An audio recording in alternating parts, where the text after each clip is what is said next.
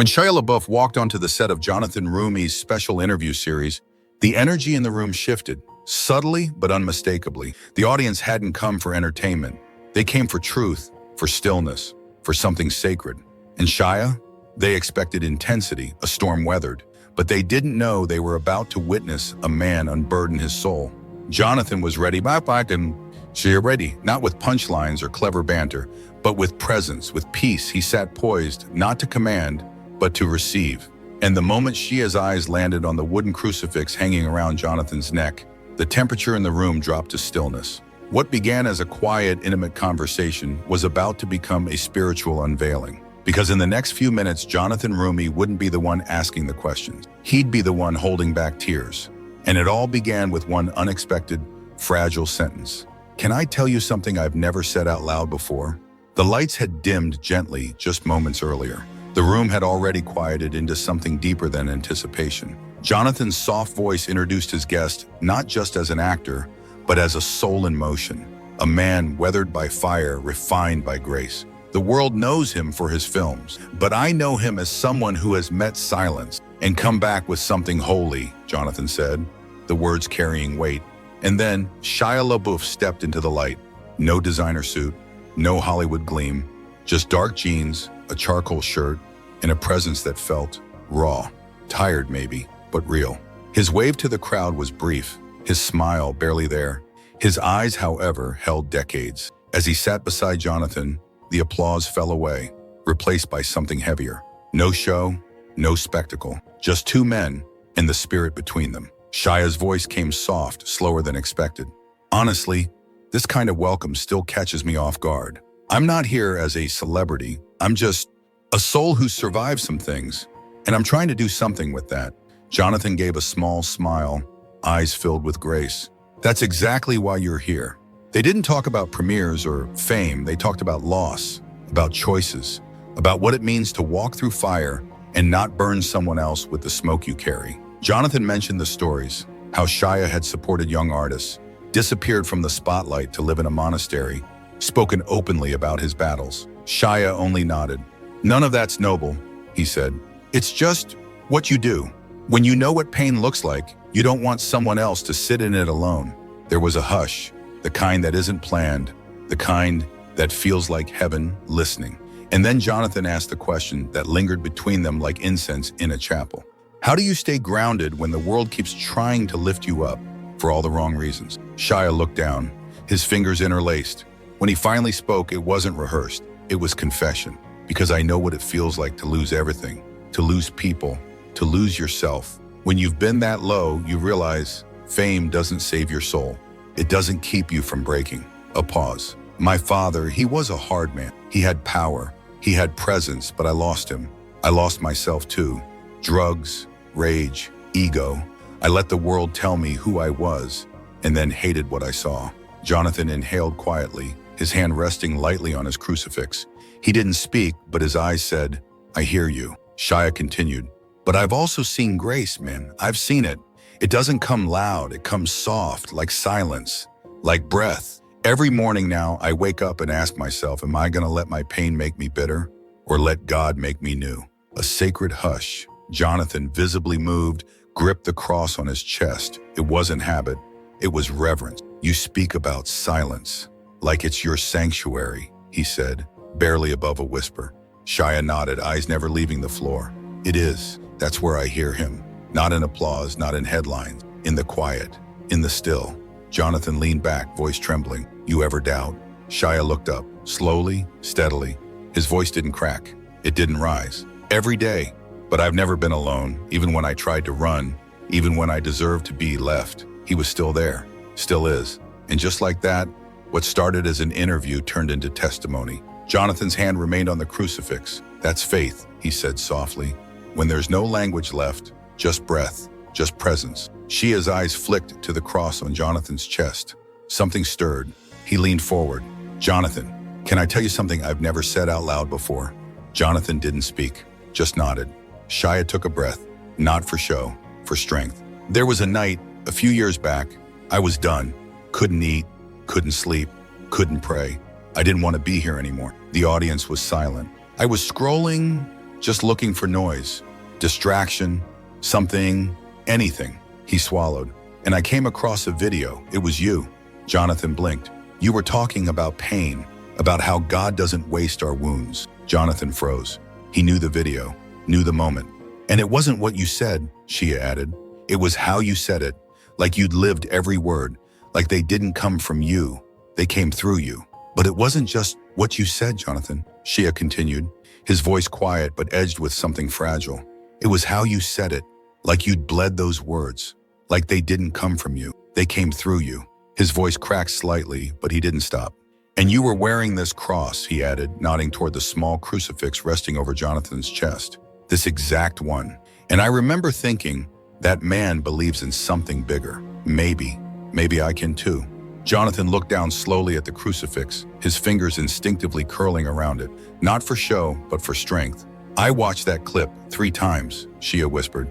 And the next morning, for the first time in weeks, I got out of bed. He leaned back slowly in his seat, like the memory itself carried a physical weight. I never told anyone that, he said, but I've carried your words with me ever since. Why? Jonathan didn't respond right away. His eyes glistened. When he finally spoke, his voice was raw. I was just speaking from the heart. I didn't even know anyone was listening. Shia shook his head, gently cutting in.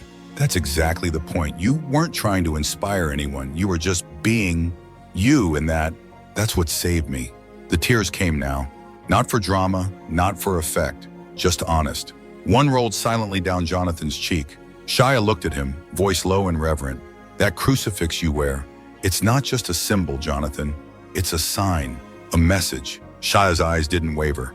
You think you're just an actor who happens to have faith, he said, but I think you're something else. Jonathan tilted his head, confused but listening. I think, Shia said softly, you're a minister in disguise. He let the words hang. He didn't rush. He allowed the stillness to take root. And there's something else I need to tell you, he added after a moment. Something that might change your life, the way you changed mine. The studio seemed to stop breathing. Even the cameras felt like they were waiting. Jonathan's hand remained on the cross, unmoving. I'm listening, he whispered. And just like that, this wasn't television anymore. It wasn't a set. It was sanctuary, not a pause between questions, not a dramatic beat. This silence was holy. Shia leaned in again, his heart open, his voice soft but firm. Can I tell you something I've never said in public? Jonathan, stunned but present, nodded once. Now Shia sat back, adjusted slightly, like someone reaching for a door he hadn't touched in years. The audience didn't fidget. No coughs, no rustles, just souls leaning forward. Shia took a long, steady breath. His eyes remained fixed on Jonathan's, but somewhere behind them, he was elsewhere. There was a time in my life, he began slowly, when I couldn't find a reason to wake up. Jonathan didn't move, but something in him braced, like his spirit leaned forward. I lost people, Shia continued, not just to death, but to life, to silence. One by one, like time was stealing pieces of me. His tone was flat, not from detachment, but from the heaviness of remembering. My daughter was stillborn. Jonathan's breath caught. The audience gasped, quietly, reverently. And just a few weeks later, I lost Peta. He looked down at his hands, open palms, empty. She was the closest thing I had to home. He paused. I don't think I cried right away. That's the thing about grief. It's not always loud. Sometimes it's so quiet, you forget you're even alive. The room leaned in, physically, emotionally. So I kept working, I kept doing interviews, kept playing roles, because it was easier to disappear behind a character than show up as yourself when yourself is shattered. Jonathan's fingers found the crucifix again, not for style, for grounding, but Shia wasn't done. Eventually, the noise outside couldn't drown out the silence inside. And one night, he glanced at Jonathan, whose eyes were already locked in. That silence almost won. His voice dropped lower, more measured, more solemn. It was late. I hadn't slept in days. Didn't want to eat, didn't want to speak, didn't even want to be. He paused again. I just sat there in the dark for hours. No prayers, no words, just nothing. The kind of silence that comes after the thoughts have run out. There was a long, heavy breath, and that's when it happened. His voice didn't rise. It dropped, lower, pulling the room inward. I picked up my phone, just scrolling, not looking for anything, just trying not to feel. Jonathan's brow furrowed slightly, his hand again rested fully on his chest. And I saw a clip. Jonathan blinked, visibly caught off guard. It was you, Shia said. You were on stage, talking about storms, about how pain doesn't mean God's punishing you. Sometimes it means he's preparing you, breaking you open so something new can grow. Jonathan nodded, the memory dawning like sunlight. I don't know why I stopped scrolling, Shia admitted, but I watched the whole thing. And then I watched it again. His voice trembled slightly, but he didn't stop. You said if you're still breathing, it means God's not finished with you yet. He looked Jonathan straight in the eye, and that line, it hit different. It felt like, for the first time in a long time, somebody actually saw me. Not the actor, not the headlines, just the man in the dark. Jonathan exhaled, soft, unsteady. His whole hand now gripped the crucifix. Shia leaned forward, elbows on knees, voice barely audible. And I need you to know something, Jonathan. That night, I stood up. He let the words land. Not because I was healed, not because I suddenly had clarity, but because, for the first time in a long time, I felt seen. And that was enough to move. The words hit Jonathan like a wave. His eyes shimmered, his lips pressed together. Too late to hold it back now. Shia looked at him, his gaze full of gratitude, reverence, and something more. Confirmation. I never planned to tell that story, he said softly. But sitting across from you now, I realized I had to. Jonathan swallowed hard. His voice came out thick.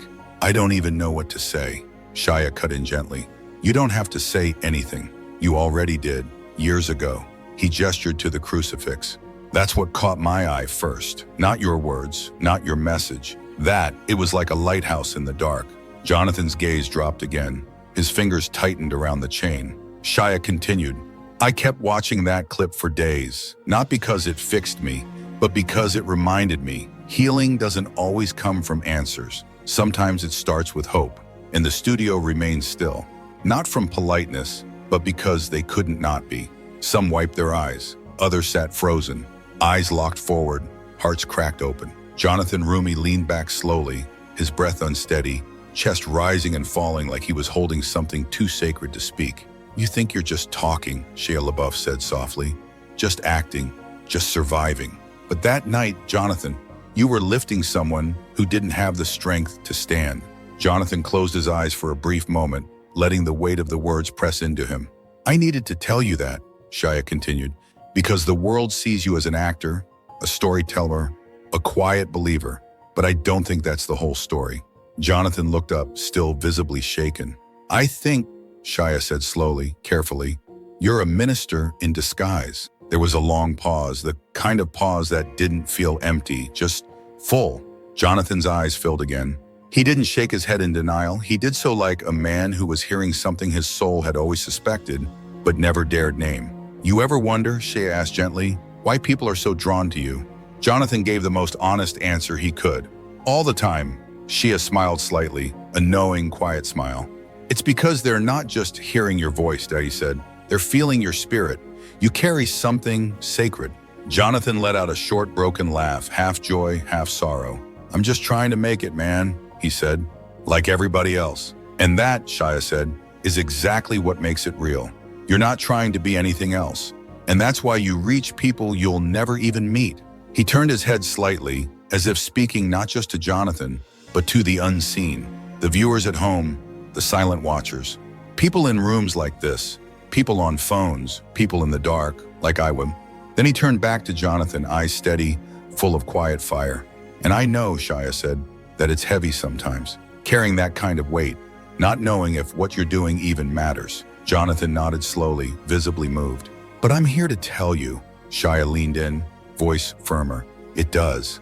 I'm living proof. The moment felt like the deepest point had been reached, but something shifted in Shia's expression. He leaned in again, closer now, voice even lower. Jonathan, the way you carry that crucifix, it's not just a symbol, it's a signal, a message, Ostro. Jonathan looked up, the audience leaned forward. And tonight, Shia said, I have something to tell you, something that might change your life, the way you changed mine. Jonathan was silent, alert, not afraid, just wide open. What do you mean? He asked softly. Shia held his gaze. I've held these words for years, he said, But they didn't start with me. They started with you. Jonathan's breath caught. And tonight, Shia continued, I need to say them back to you, because I think you may have forgotten the power they hold. Time slowed. The room grew heavy with stillness. Jonathan sat frozen, not out of fear, but reverence. His eyes were locked on Shia, who now sat up straighter, breathing in with sacred intention. The kind of breath you take before repeating a truth that once saved your life. I remember the video, Shia began. The lighting wasn't great, bit grainy. You were standing on stage, one hand on the mic, the other. He looked down toward Jonathan's chest where the crucifix hung. Jonathan's eyes shimmered. He nodded slowly, a memory stirring from deep within. You were talking about purpose, Shia said, but not the polished kind, not the Instagram version. It was raw. You weren't preaching, you were fighting through something right there in front of us. Jonathan bowed his head slightly. His fingers, without thinking, found the crucifix again. Then Shia locked eyes with him. And you said something, he continued. A line I haven't forgotten. Not once, he paused. And then reverently, God doesn't always call the qualified. He qualifies the called. Jonathan's lips parted, his hand gripping the chain. Shia pressed on. You said God uses ordinary people to do extraordinary things, that maybe you think you are just telling stories, just paying bills, just surviving the week. But even that might be what God is using to save someone's life. Jonathan leaned forward now, elbows on his knees. The words, the old words, were settling back into his soul like long-lost light. That clip, Shia said, his voice softer now. I realized it wasn't just what you said, it was how you said it. You believed it. He looked down, letting the next sentence land gently. I had lost my sense of direction. Grief, silence, had buried my compass. But your words, and the way you carried them, reminded me that even in the pit, I wasn't invisible. He looked back up. You didn't know me, Jonathan, but that night you became a beacon. Jonathan exhaled slowly. It was more than breath. It was memory. It was years. Shia offered that quiet, knowing smile again. And that's the thing about beacons. They don't always know who's watching. They just keep shining. The silence that followed wasn't absence. It was full of truth, of reverence. Then Jonathan spoke. His voice was quieter than before, confessional. You know, sometimes I wonder if I've done enough. If all this acting, this talking, if it actually means something. Shia leaned in. No hesitation. It does, he said.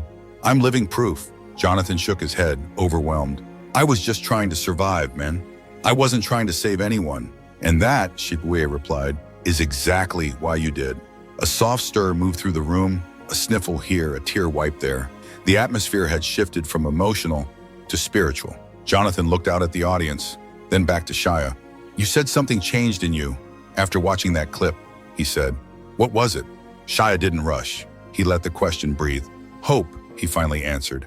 That maybe the silence wasn't the end of my story. That maybe, just maybe, God still had something left for me to do. He looked straight at Jonathan now, and seeing that crucifix on your chest while you were speaking about divine purpose, that wasn't coincidence, that was confirmation. Jonathan's head lowered slightly. The tears were no longer hidden. Shia continued, it reminded me that I wasn't forgotten, that my story wasn't over. He let the moment breathe again. And I remember exactly what you said, Jonathan, word for word. I've carried it with me for years. And tonight, he inhaled deeply. I need to say it back to you, because maybe you've forgotten how powerful it really is. Jonathan looked up. His eyes were a question.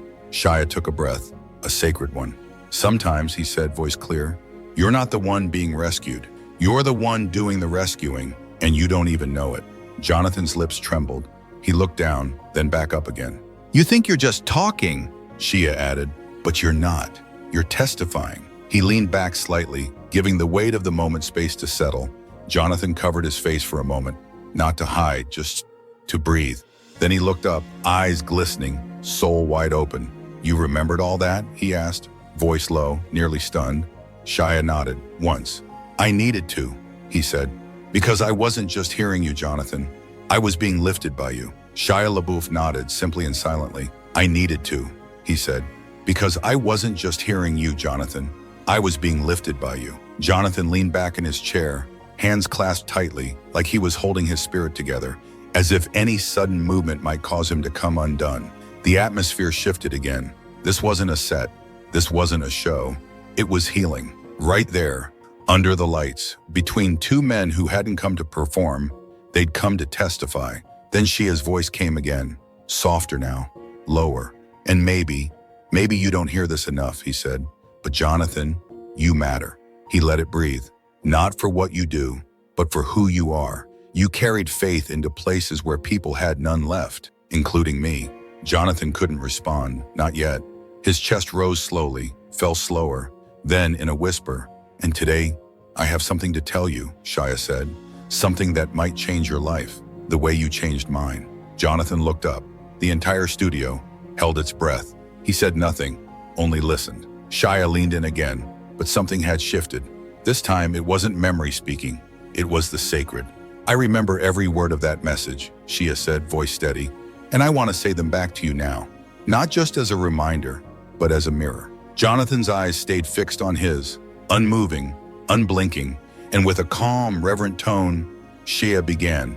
"God doesn't always use the mighty or the perfect. Sometimes he chooses the broken, the overlooked, the ones no one expects. Because they know how to reach people the strong can't." Jonathan blinked slowly.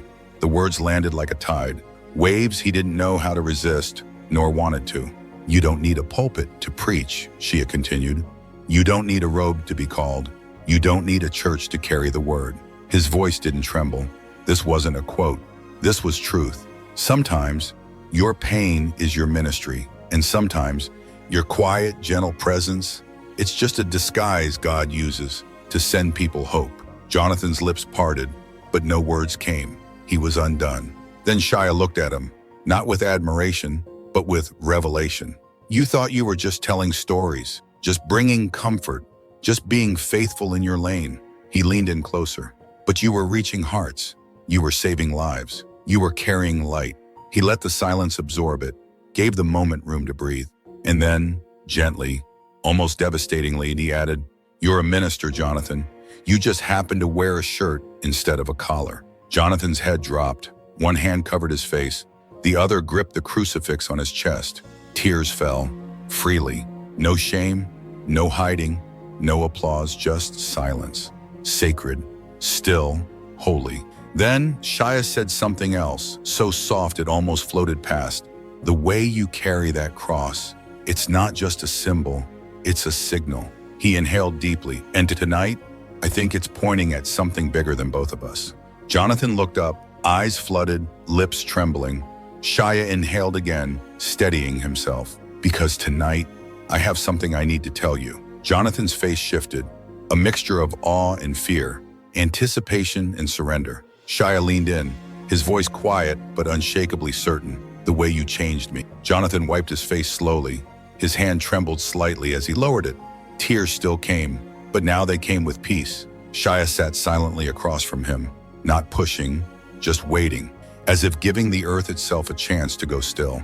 And then he spoke. "Jonathan Barkham," he said softly, "there's something I need to tell you, a sentence that's lived inside me for years, and I've never said it out loud, until now." Jonathan nodded slowly, his voice barely audible. "Go ahead." Shia leaned forward. No performance, no drama, just truth. God uses his chosen ones, even when they think they're just telling stories. Jonathan didn't move. Shia continued, "You thought you were just entertaining, just trying to bring people a little light." He looked directly at him now. "But Jonathan, you were saving lives." A single tear slid down Jonathan's cheek. This one wasn't sorrow, this one was understanding. Shia nodded, not for comfort, for confirmation. "You saved mine," he said, and for a moment, no one in the room breathed. Even the camera seemed to bow its head. Jonathan leaned back. A sound escaped his lips. Part laugh, part sob, part disbelief. "I was just trying to make it, man," he whispered. "Just trying to get through my pain, like everybody else." Shia nodded gently. "Exactly," he said. "That's what made it holy." The words didn't just land, they planted themselves. Then something happened, something no one expected.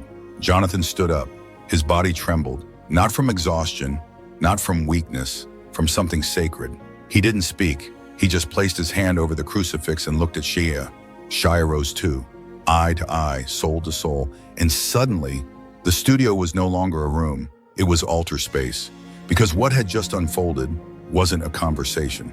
It was a calling. Jonathan had asked a question, not from doubt but from longing, a trembling ache that sounded like a final plea to heaven. Why me, Mo? And Shia had answered, not with explanation, but with peace. I'll tell you, Shia said. He didn't rush. He didn't overfill the silence. He let it breathe.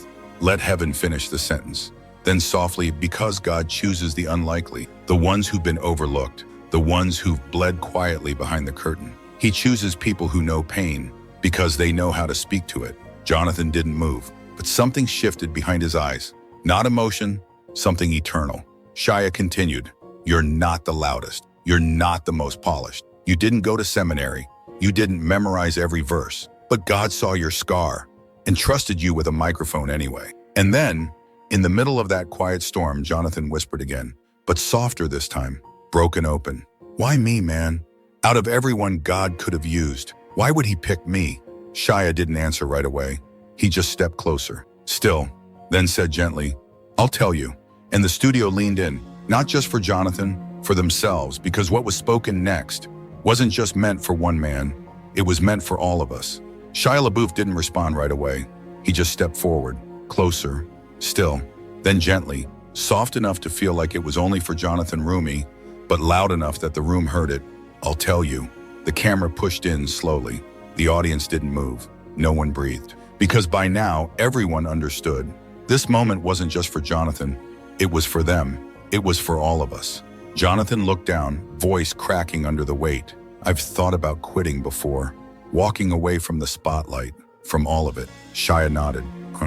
I have too, he said, more than once. Then slowly, quietly, they both sat again. Not because it was over, but because the sacred had settled. Jonathan leaned forward, elbows on his knees, eyes staring into something far away. I've asked God more than once, what do you want from me? Sometimes I feel like I'm not good enough to speak about faith. Not clean enough, not consistent enough. Shia nodded again, his voice unwavering. And that's exactly why he chose you. Jonathan looked up, surprised, stunned almost. Shia continued, because your voice doesn't sound like a preacher's. It sounds like someone who's been through it. Someone who knows what it's like to lose, to fight, to cry in the dark, and still get up the next day. No music, no applause, just presence. Then Jonathan asked the final question, the one that wasn't really a question, just hope clothed in words. Do you really believe we can still have faith in a world like this? It didn't fall. It hovered, hung between them like incense. Shia looked at him, clear, steady, eternal. I believe faith is the only thing that isn't pretending. Jonathan tilted his head, heart wide open. Shia spoke slowly but without hesitation. In Hollywood, we follow scripts. On camera, everything's written, edited, controlled. We rehearse pain, we fake joy, we memorize emotion. He paused. But faith has no director. It demands truth. It demands surrender. He leaned in. Faith isn't glamorous. It doesn't win awards. It doesn't go viral. But it saves people, quietly, deeply, forever. Jonathan nodded slowly, visibly moved. You could see his whole heart in his eyes. Hollywood teaches you how to act, Shia said. But faith teaches you how to live. A ripple moved through the audience. No sound, just shift. Faith, Shia continued, is the only path with no spotlight, no camera, no applause. It's the one place where it's just you and God. Jonathan didn't speak. He placed his hand gently over his heart and nodded. I didn't grow up with religion, Shia added, but I've come to believe faith is real. Not because someone preached it to me, but because it met me in the silence. It found me when the lights were off, when no one was watching, and it met me through you. Jonathan trembled slightly. Not the polished Hollywood version of himself, not the camera-ready one, but the real man, the broken but still standing one, the one with a cross on his chest who had the courage to speak life to a stranger through a screen. Then Shia stood, and after a long beat, so did Jonathan. They looked at each other. Two men, two journeys, one grace. Then Shia opened his arms, and Jonathan walked forward without hesitation. They embraced, not as actor and guest, not as host and celebrity, but as brother and brother. And the audience, they stood too, slowly, reverently. No one clapped, not yet, because you don't interrupt a holy moment. Then Jonathan turned toward the crowd. His voice shook, but it was filled with something eternal. I've had a lot of moments on stages like this, he said, but this This was the greatest gift I've ever received. He closed his eyes, held the moment inside his chest, then looked up again. Let's pray. And in that studio, in front of millions, two men marked by pain met not in performance, but in purpose. Not in fame, but in faith. And for one small sacred moment, the world believed again. Thank you for watching. If this moment moved you, if something stirred in your spirit, don't let it end here. There are more stories like this, more testimonies, more truth, more light. Subscribe to the channel so you never miss the conversations that matter. Together, we're building a space for healing, for hope, and for faith that meets us where we are. If this touched you, leave a comment, share your story, or simply say, I'm here, we're listening, and we're walking this journey together. Subscribe now. This isn't just content, it's a calling.